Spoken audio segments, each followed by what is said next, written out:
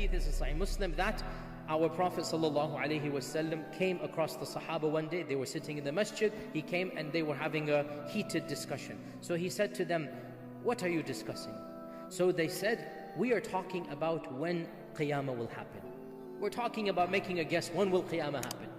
So the Prophet ﷺ said, "Qiyamah will not happen until you see its 10 signs."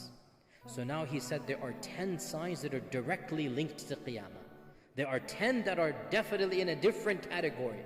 Qiyamah will not happen until you see its 10 signs. Then he mentioned them one by one, and I'm going to quickly list them now, and inshallah later on in our series we'll go over each one of them in a lot of detail. Number one, he said the dukhan.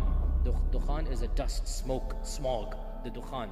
And by the way, all 10 of these are specific. These are not trends. All 10 of these are one-off incidents.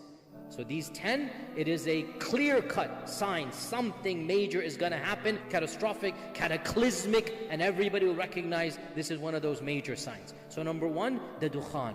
Now, and this is not in order, we're going to mention this. This is just 10 that he said. They don't necessarily be in this order. Number two, the Dajjal. And that is a long discussion, we'll talk about that. Number three, the Dabba. And the Dabba is the beast. And he's mentioned in the Quran. Number four, the rising of the sun from the west. So the sun rises in the east, sets in the west. One day it will rise from the west.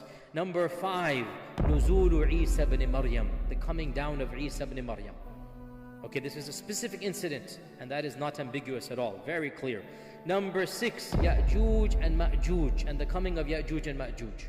Okay, that is a major sign, and we'll talk about them and some of the problems that are raised by this issue. We'll talk about it very frankly when we get to inshallah. Number 7, 8, and 9, 3 zalazil, 3 earthquakes that will shake the world. There's going to be major. This isn't a regional earthquake. These are earthquakes that essentially the world will know it is an earthquake.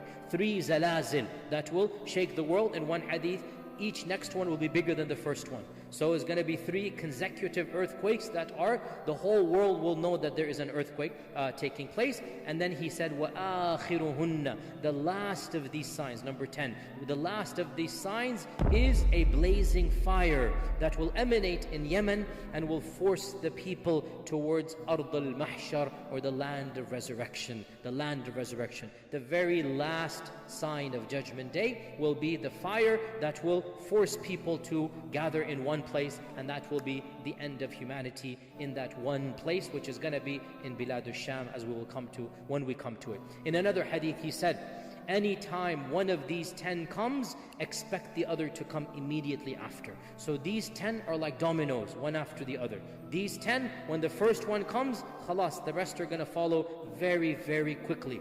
And the first of these 10, without a doubt, is the coming of Isa ibn Maryam.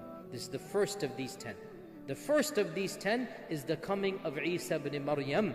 And when Isa comes, the rest of these are going to come one by one, and that's it. Qiyamah will take place very shortly after the coming of Isa ibn Maryam. And the last of the minor signs links the first of the major signs. Let me repeat. The last of the minor signs links the first of the major signs. The last of the minor signs is the coming of the Mahdi. The coming of the Mahdi is the last of the minor signs. And the Mahdi will be alive and will interact with the first of the major signs, and that is who? Isa ibn Maryam. So, the Mahdi and the Isa will coexist at the same time, same place, interact with one another, and it is literally as if the minor is coming to an end and the major is beginning, and then that's it, the rest